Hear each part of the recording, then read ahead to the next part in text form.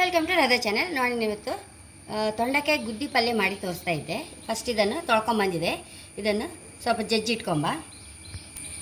ಹೀಗೆ ಇದು ಹಣ್ಣು ಬೇಡ ನೋಡಿ, ಹೀಗೆಲ್ಲ ಗುದ್ಕೊಂಡು ಬರುತ್ತೆ. ಈಗ ಚೂರು ಬಾಣಲಿಗೆ ಎಣ್ಣೆ ಹಾಕೊಂಬ.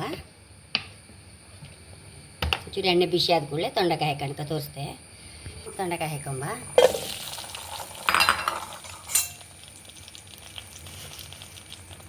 ಒಂಚೂರು ಉಪ್ಪು, ಒಂಚೂರು ನೀರು, ಚೂರು ಅರಿಶಿನ ಹಾಕಿ ಮುಚ್ಚಿಟ್ಬಿಡುವ. ಬೆಂದ ಮೇಲೆ ಮತ್ತೆ ತೋರಿಸ್ತೆ. ಆಯ್ತೀಗ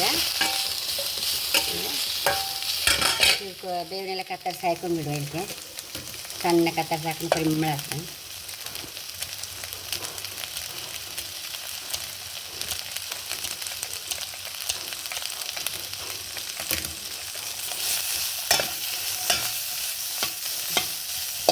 ಮೆಣಸು ನೋಡಿ ಸಹ ಹಾಕೊಂಡ್ಬಿಡೋ ಖಾರಕ್ಕೆ ತಕ್ಕ. ಹಸಿಮೆಣಸು ಬೇಕಾದ್ರೆ ಹಸಿಮೆಣಸು ಹಾಕಿ ಮೆಣಸು ನೋಡಿ ಒಂಚೂರು ಕಡಿಮೆ ಹಾಕ್ಕೊಳ್ಬೋದು. ಹೇಗೆ ಸಹ ಮಾಡ್ಕೊಳ್ಬೋದು.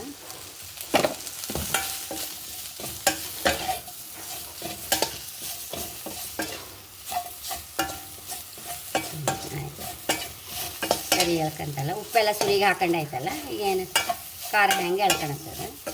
ಆಫ್ ಮಾಡಿ ಬೌಲಿಗೆ ಹಾಕೊಂಬ.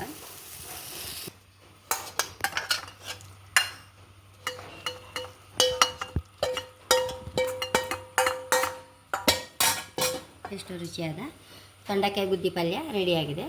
ತುಂಬ ಅಂದರೆ ತುಂಬ ಟೇಸ್ಟ್. ಇದು ಮಕ್ಕಳಿಗೆ ಸಹ ತುಂಬ ಇಷ್ಟ ಆಗುತ್ತೆ. ಖಂಡಿತ ನೀವು ಸಹ ಟ್ರೈ ಮಾಡಿ. ಹಾಗೆ ನನ್ನ ಚಾನಲ್ ಇಷ್ಟ ಸಬ್ಸ್ಕ್ರೈಬ್ ಮಾಡಿ, ಲೈಕ್ ಮಾಡಿ, ಕಾಮೆಂಟ್ ಮಾಡೋದಂತೂ ಮರಲೇಬೇಡಿ. Thank you.